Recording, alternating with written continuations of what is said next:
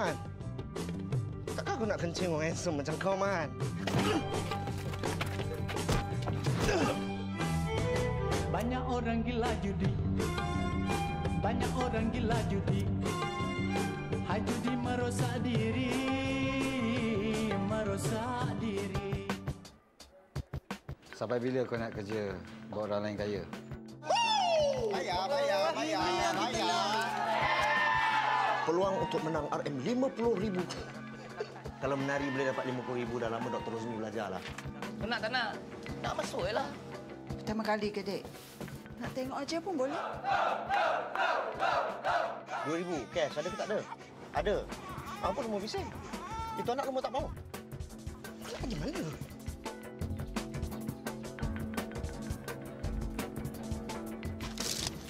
Keluar. Hei! Bodoh! Muka kau jangan sentuh! Hawa, cepat kita kena belah dari sini. Dia nak jual kau. Kau jangan buat perangai lagi boleh tak? Duit ni bagi kau makan.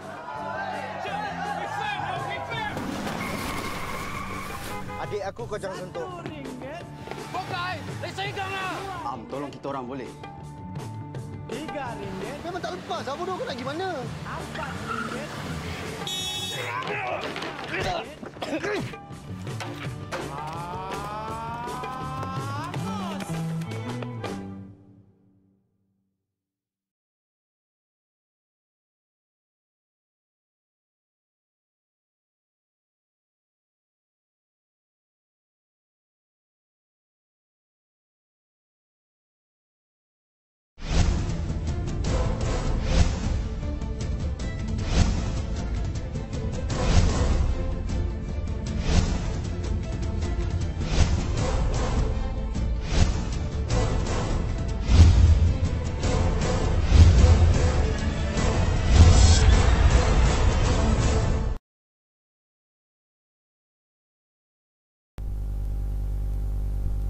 Perdagangan manusia.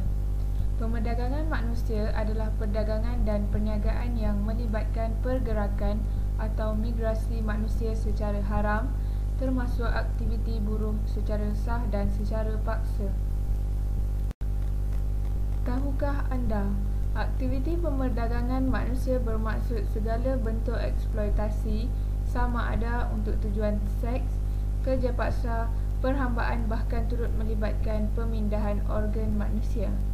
Bagi kanak-kanak, eksploitasi termasuk untuk tujuan pelacuran, pengambilan anak angkat antarabangsa yang tidak sah, perkahwinan kanak-kanak atau pengambilan kanak-kanak sebagai tentera, pengemis dan tujuan permainan.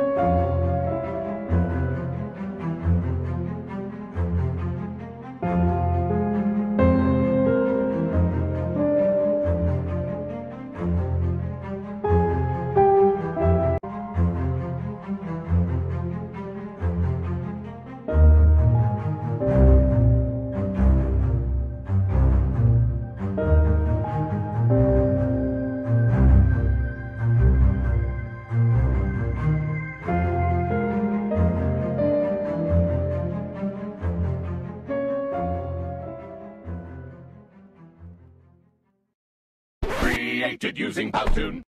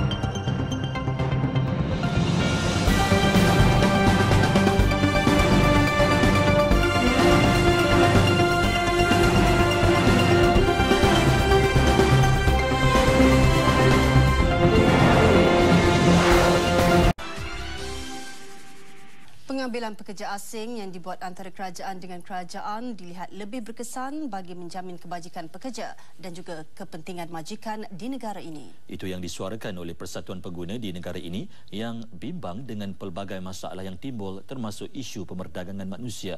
Justru Persatuan Pengguna mendesak supaya khidmat agensi pengambilan pekerja asing di negara ini dihentikan. Pandangan dilontarkan Persatuan Pengguna Islam Malaysia PPIM dan Gabungan Persatuan-Persatuan Pengguna Malaysia FOMCA. Kita diwujudkan satu jabatan tenaga kerja asing yang merhatikan bagaimana kaedah kemasukan ini mesti tidak melibatkan agensi-agensi yang saya sebutkan tadi. Dia mesti melibatkan langsung daripada kedua pihak, negara sumber dengan negara penerima, di mana mesti ada kita panggil dia pengesahan kualiti kepada pembantu rumah yang nak kita ambil. Kerana kita dapati ada pembantu rumah yang kononnya agensi mengatakan penampungan, tak dilatih. Selain itu, kerajaan juga boleh menyusun satu sistem yang mampu mendaftar dan menilai pekerja asing yang dibawa ke negara ini. Ia dapat membantu majikan dalam memastikan keperluan pengambilan pekerja mereka mematuhi syarat ditetapkan termasuk persetujuan tangga gaji sebelum pekerja diambil. Dalam pada itu, Timbalan Presiden FOMCA Muhammad Syahani Abdullah berkata, isu bayaran juga dapat diatasi jika proses pengambilan pekerja asing dilakukan antara kerajaan dengan kerajaan. Memang adalah satu tindakan yang baik. Dua kerajaan terlibat dalam pengambilan pekerja asing ataupun pembantu rumah, di mana kepentingan pekerja dapat dijamin berbanding dengan menggunakan ejen-ejen pekerjaan, di mana mereka mementingkan keuntungan semata-mata. Ini yang menimbulkan masalah kepada pekerja dan juga majikan. Punca pemerdagangan manusia. Kewujudan korupsi dan unsur rasuah dalam kalangan pegawai kerajaan menyebabkan jenayah ini sukar ditangani.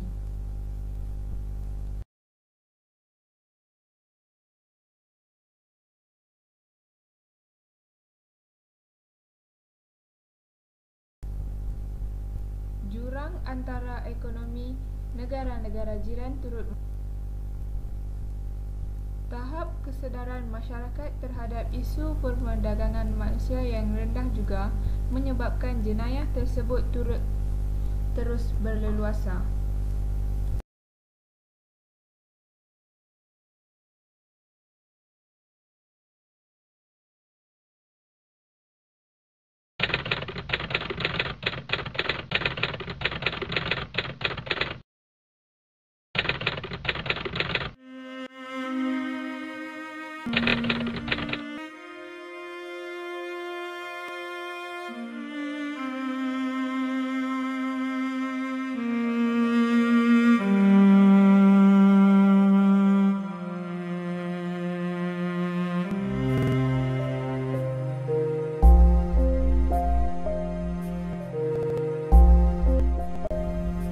Kesan pemerdagangan manusia.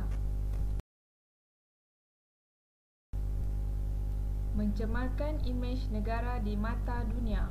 Kedudukan Malaysia dalam senarai 16 negara berprestasi buruk dalam mengekang isu pemerdagangan manusia mencemarkan imej negara di mata dunia. Mengancam keselamatan dan keamanan negara.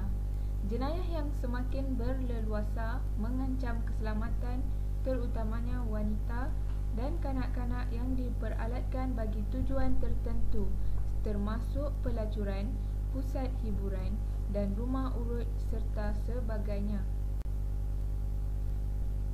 Menjejaskan hubungan diplomatik antara negara, penyeludupan dan pemerdagangan manusia, melanggar hak sesebuah negara dan isu-isu yang berlaku menjejaskan hubungan diplomatik antara negara.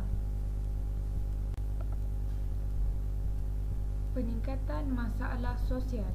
Masalah sosial bertambah merebak dalam masyarakat seperti berpeleseran, pelacuran, seks bebas, minum arak dan sebagainya. Penularan penyakit berjangkit. Penyakit-penyakit berjangkit seperti TB, penyakit kelamin, hepatitis dan sebagainya kembali menular dalam kalangan masyarakat.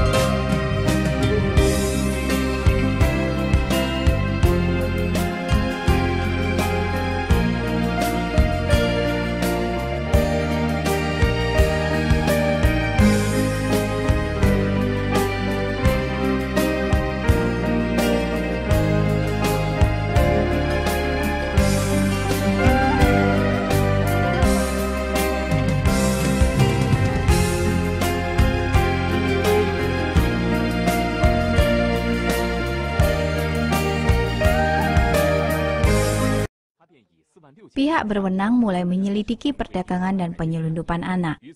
Setidaknya 608 orang ditangkap dan 178 bayi diselamatkan. Media lokal melaporkan penggerebekan terjadi di sebuah rumah di Putian. Tersangka mengaku tidak tahu kalau bayi ini hasil penculikan. Bagaimana saya tahu? Mereka punya dokumen dan semua surat. Bagaimana saya tahu kalau dia telah diculik? Seorang bayi laki-laki dapat mencapai $8.000 dan bayi perempuan lebih dari $3.000. Perdagangan anak meluas karena pengendalian populasi penduduk rezim Tiongkok dan budaya tradisional untuk anak laki-laki. Hal ini telah menyebabkan aborsi, pembunuhan, dan pembuangan bayi perempuan, menciptakan ketidakseimbangan populasi. Ketidakseimbangan ini memicu penculikan dan penjualan bayi laki-laki. Sedangkan bayi perempuan dicari untuk mendapatkan mas kawin yang tinggi saat mereka menikah.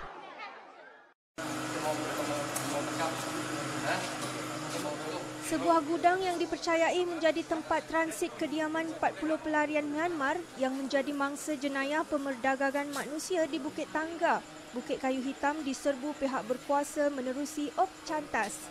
Serbuan kira-kira jam 8 malam hasil risikan pihak berkuasa itu mendapati gudang terbabit sudah beroperasi sejak beberapa bulan lalu.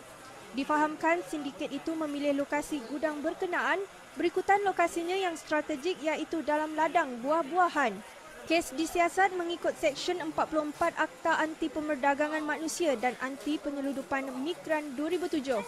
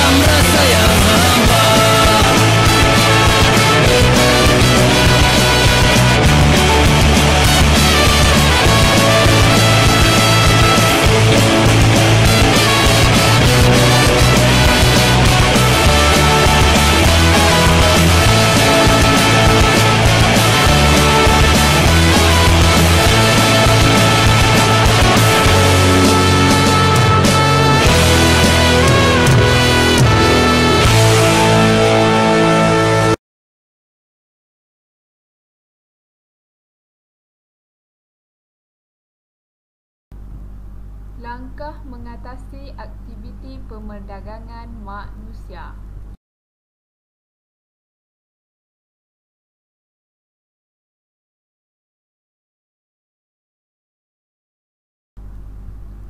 Penguatkuasaan undang-undang.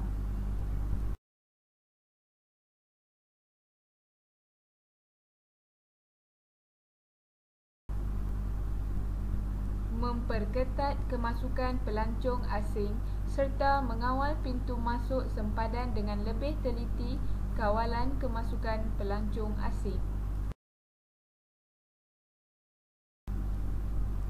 Koordinasi antara kementerian penguatkuasaan yang bersepadu antara kementerian dapat membantu mengurangkan aktiviti ini.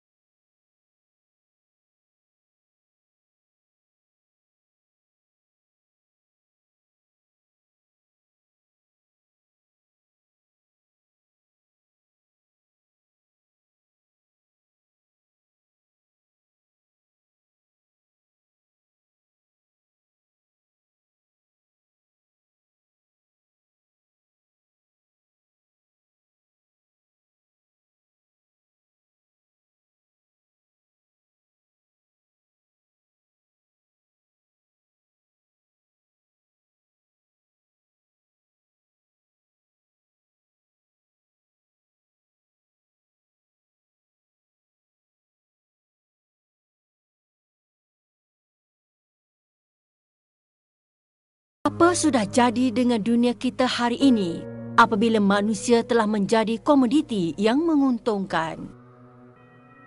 Apa sudah jadi dengan kita hari ini, manusia alaf baru abad 21, apabila manusia menjual manusia?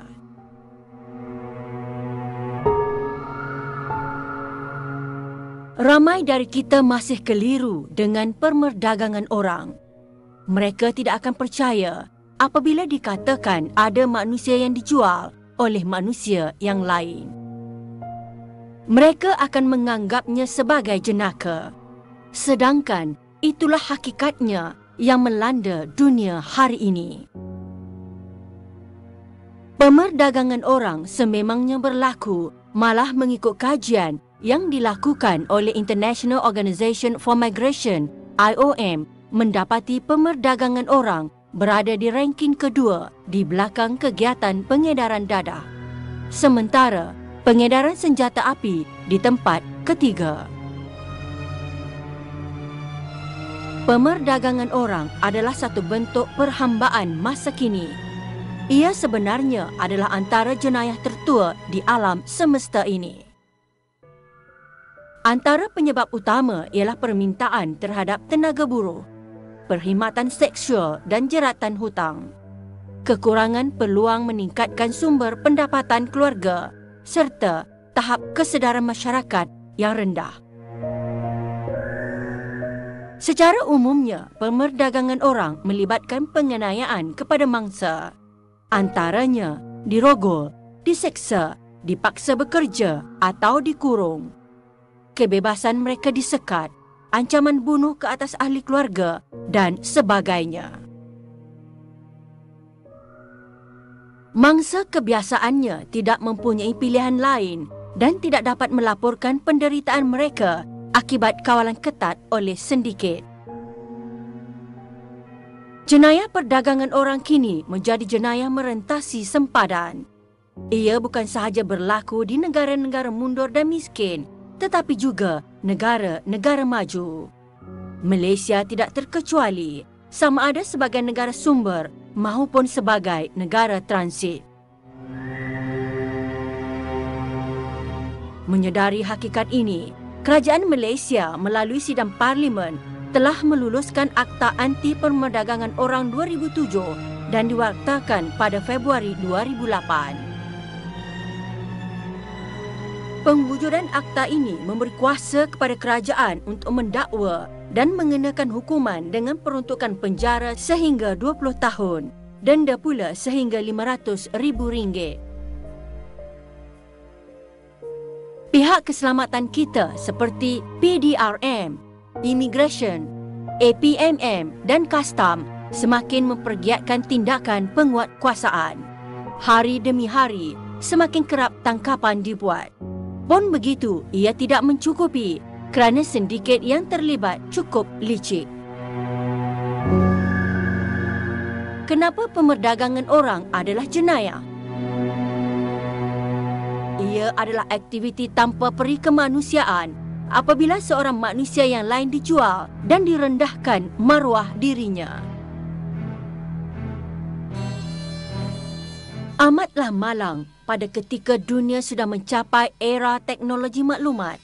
Seorang manusia yang lain dinafikan haknya sebagai makhluk yang bebas ke atas dirinya sendiri.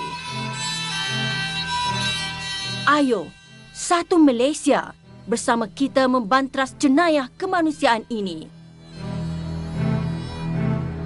Satu Malaysia, bantras pemerdagangan orang.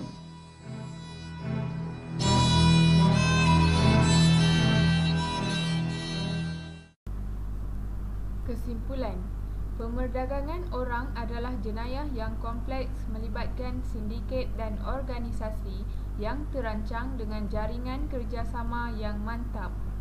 Justru itu, satu pendekatan yang selaras dan komprehensif adalah amat diperlukan dalam usaha kita menangani jenayah yang tidak berperi kemanusiaan ini. Selain daripada itu, kerjasama dan kolaborasi dari peringkat kebangsaan, serantau dan antarabangsa adalah penting dalam menjamin kejayaan membantras pemerdagangan manusia ini.